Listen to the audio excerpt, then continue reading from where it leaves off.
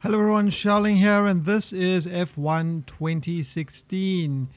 Now, before we get into the game, I do want to say that I'm not a hardcore F1 player, so if you are looking for videos with pro tips and pro guides and deep comparisons between the previous versions, you probably aren't going to find that here. But what I am going to do in this video is give you guys a run through of what content is available in the game and how the career mode works, as well as going through some of the settings in the game, graphical settings and things like that, and giving you guys my opinion of the game, at least from my experience so far. From, I wouldn't say a casual player, I do play simulations. I do have a steering wheel and I do have a joystick. I've played Microsoft Flight Simulator and other racing games, but I'm not that familiar with F1 racing in general. So just keep that in mind when going into this video. Before we get into the game proper itself, I think what we can do is take a look at the graphics options and some of the other settings that are available in this particular title. So you can see we've got control customization. First of all, you can use the mouse and keyboard if that is what you do want to do. I'm currently using an Xbox controller because for some reason my steering wheel is not working or being detected in this game. Now, this is not a fault of the game, I would say. My Microsoft wheel is really old, but it does work in several other games and is detected by Windows 10. So as to why it's not being detected in this particular game, I don't know. But what I will do for those of you who do have wheels and are wondering whether or not your wheel will be supported by F1 2016 is I'll put a link in the description box below with a list of the wheels that Codemasters have said is supported by this particular game. So you've got those three choices. There are two presets for every mode, but you can create a custom one for each one if that is what you want to do. Moving back, you can got advanced wheel settings. Obviously, this is only for those of you with wheels. You've got a bunch of dead zone and saturation settings for your throttle, your brake, and your steering, and things like that. I was a little bit disappointed to see that the gamepad itself didn't have any dead zone or sensitivity settings for the analog stick. There are several places in the game where I find the gamepad was a little bit finicky, where obviously I would have preferred to be using my wheel, where I had to nudge the stick in order to keep going around gradual corners and staying on the racing line. So it was a little bit disappointing to see that the gamepad didn't have any of those sensitivity or dead zone settings. But otherwise, if you are using a gamepad for this game, you're going to have to change those settings outside of the game. At this point, for now at least. There's vibration as well, and of course you've got your multifunctional display car settings. Moving on to audio settings, everything you'd expect to find, although I'm quite impressed by the amount of different sliders there are. It's really nice in games when you have the option of adjusting the sound effects for specific things outside of sound effects and music. So it's good to see they've got collisions, effects, main vehicle, other vehicles, speech, radio speech, music, and replay music. So a large selection of volume sliders here, which is great. Advanced audio settings, of course, subtitles. You can choose your subtitle language. There are a number of different languages to choose from. Push to talk in multiplayer, full dynamic range, your output device, headphones, speakers, things like that. So whatever it is that you want to use. Radio, verbosity, engineer, tutorials, and upshift tone. And moving on to the graphics options. So we also have resolution settings. The game does support all the way up to 4K for those of you who have 4K screens and want to play in such high resolutions. The refresh rate, as you can see, goes all the way up to whatever your screen can handle. In my case, it's 144. You can choose full screen on or off. Aspect ratio, VSync. I'm using G-Sync, so this is why my VSync is disabled. You can even choose which monitor you want the game to output to. You've got anti-aliasing settings, SMAA all the way up to TAA, and combinations of those all the way to off, and anisotropic filtering. Moving to advanced setup, you've got a bunch of detail presets up at the top here. So you can see we have ultra high at the moment. It does go all the way to ultra low. Depending on what sort of setup you are running, you can customize these all individually if you so desire. Now, something odd that I noticed was that advanced smoke shadows is off and it's grayed out, so I can't actually select that, as is skid mark blending. I'm not sure why this is. It's possible that it still needs to be patched in. So there are a fair amount of settings to choose from there, but I will say though that on my 6700K with my GTX 1070, I'm getting about 75, 80 minimum, all the way up to about 110, depending on the situation in the game, how many cars are around and all that kind of thing. There are a number of camera options as well. You can choose what your default driving camera is going to be. Your field of view, offset for horizontal and vertical. You've got your angle, your near clip plane, your mirror angles, your camera shakes and camera movement. So there's a fair amount of customization with regard to your camera settings here. I've been advancing. There's also a benchmark mode, which basically takes the game through one full lap and cycles between different camera angles for the car, and then gives you sort of a benchmark score at the end. It's not the most helpful benchmark result screen I've ever seen, but nonetheless there is one. And then on screen display, you've got a number of different settings here that you can turn on and off depending on how hardcore you'd like your experience to be, I suppose. And that's pretty much it for the settings. You can create a new save game. Of course, you can turn autosave on and off, and you can choose your nationality or region. So let's talk about the game. There are a number of modes available in F1 2016, many of which are pretty self-explanatory if you've played any manner of arcade racer or driving sim. Time trials and quick race are exactly what you'd expect them to be, and then there's also a championship weekend, which is a weekend of racing. And this is made up of 3 practice sessions, a qualifying session, and a race on whatever circuit that you have chosen. Now, I'll talk a little bit more about the actual content of these weekends when I talk about the career mode in just a little bit.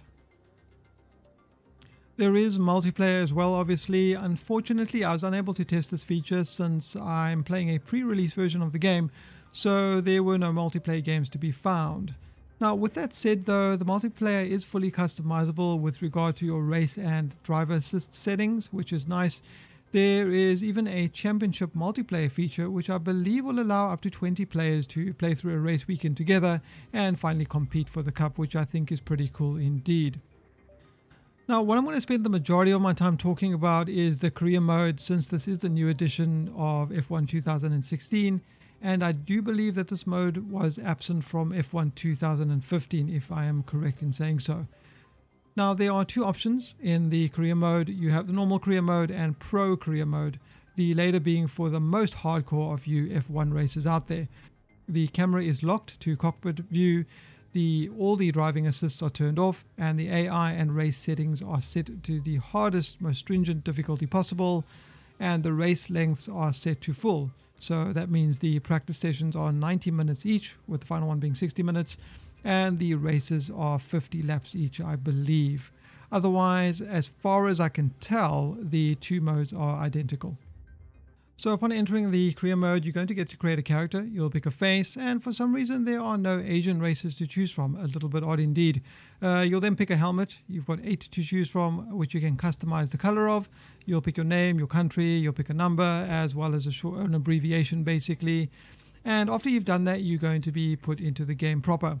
You'll be greeted by a female NPC who is basically a contract lawyer. She'll be giving you some information about your contract in the game, as well as other information about what your team requirements of you are and that kind of thing.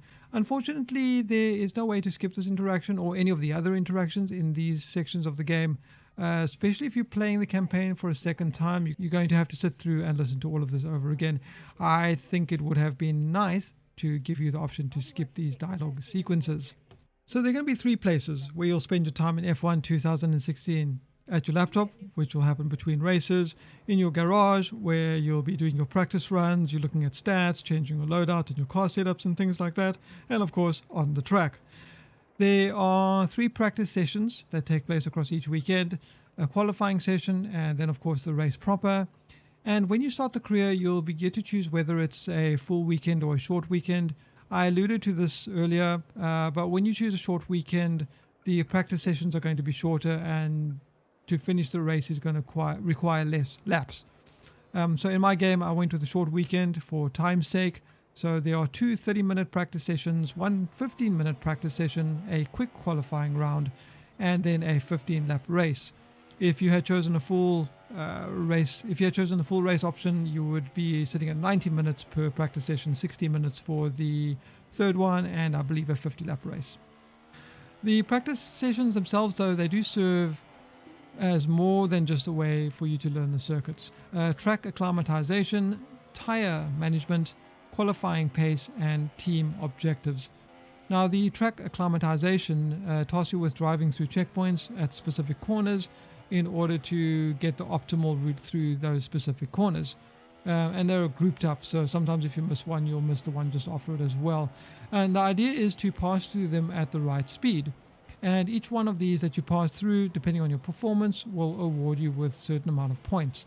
And at the end of your lap, all these points are added up, and you do have a minimum score that you have to get in order to pass. So of course, if you get it green, it's better. If you get it purple, even better. With tire management tasks, you're going to go through the same track, obviously, and the idea is to have the least tire wear on your tires. So with rough handling, you're going to get penalized with tire damage. So the idea is to drive carefully without wearing your tires. You can see on the top of the screen, you will have a little bar that shows you the wear on the tires. You've got the red, the green, and the purple. Ideally, you want to try and keep it in the purple throughout the entire lap, but doing it in the green will be possible as well. Now, you do have a certain point requirement to meet, so you need to get 35 points, for example. So getting it on green, you're going to get 10 points. Getting on purple, you get 15 points, and red, you'll get 5 points.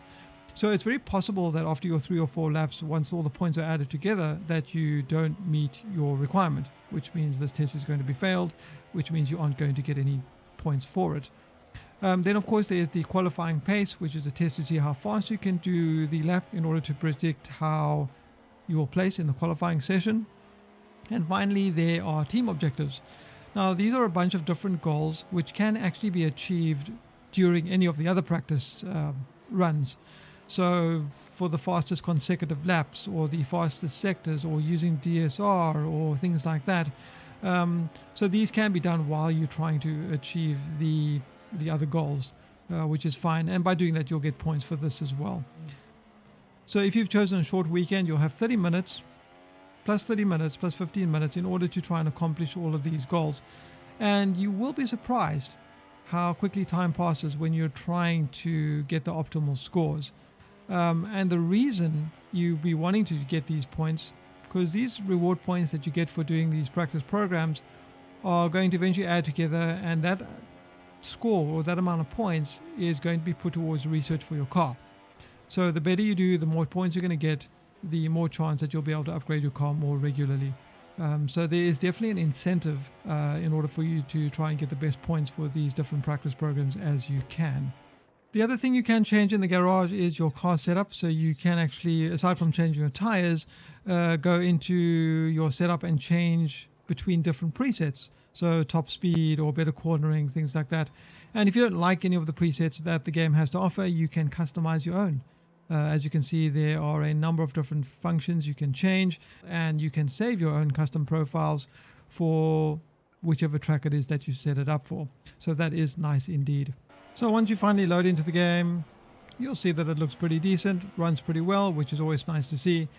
But I don't know how much there really is to say about the F1 gameplay itself. It's a Formula 1 racing game. You race around a track, there's pit stops, there's a lot of laps, there are racing lines, and there is tire wear, which adds a little bit of a spanner into the works for those of you who are used to just racing without any consequences.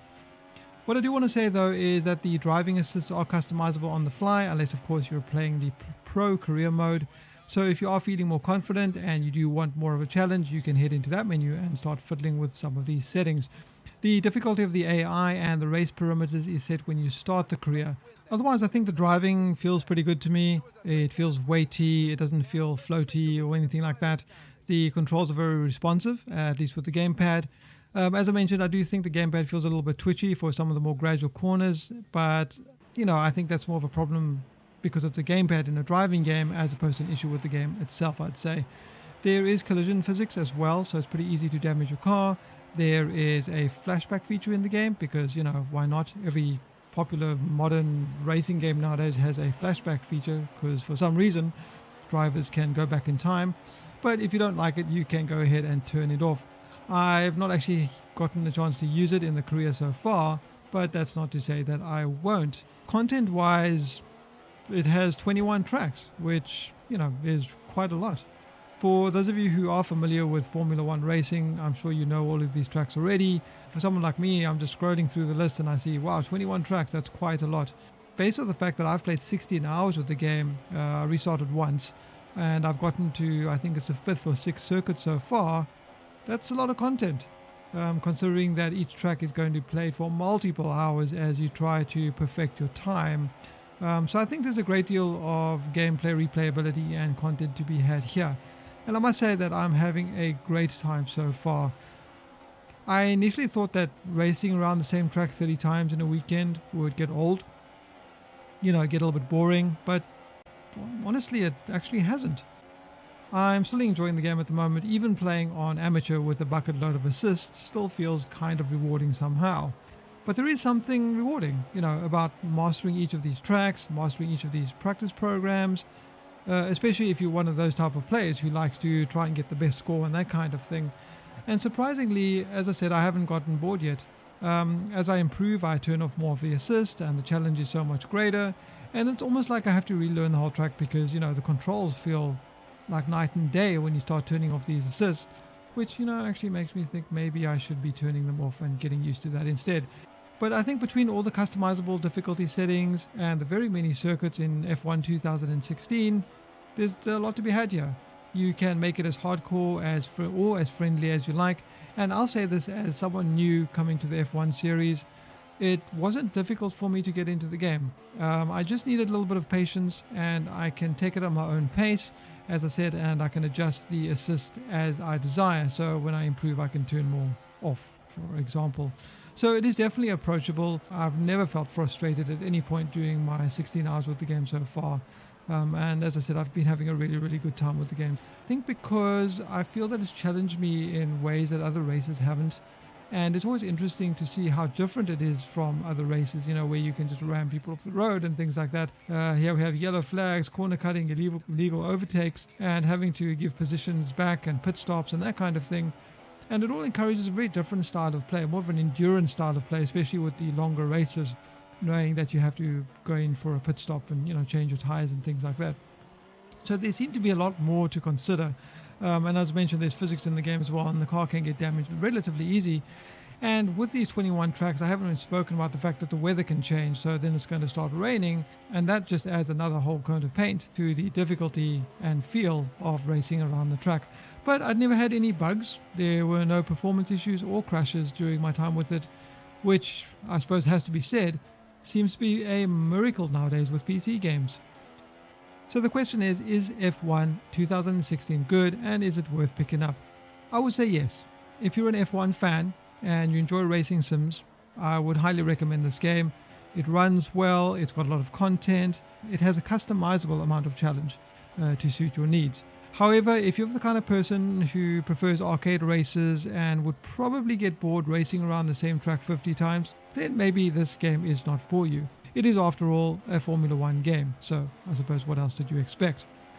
But I think that pretty much wraps it up. I don't know what else I could say about the game, except that I've had a great time with it. As usual, if you guys have any questions or comments, you can leave them in the section below. If you've enjoyed the video and would like to see more videos like this, don't forget to like and subscribe. Anyways, guys, that wraps up my look at F1 2016. The game will be available on the 19th of August on Steam for, I believe, $60 for all you armchair racers out there. I've been Charling. Until next time. And after this round of the World Championship, here's how things look in the drivers' table.